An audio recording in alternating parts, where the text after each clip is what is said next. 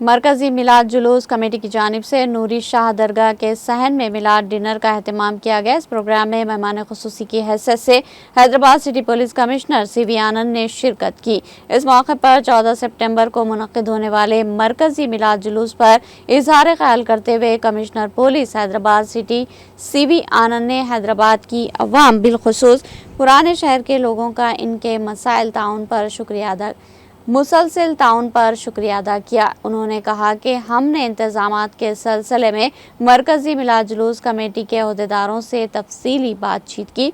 मैं आपको यकीन दिलाना चाहता हूं कि इस साल तैयारी पिछले साल के मुकाबले बहुत बेहतर है।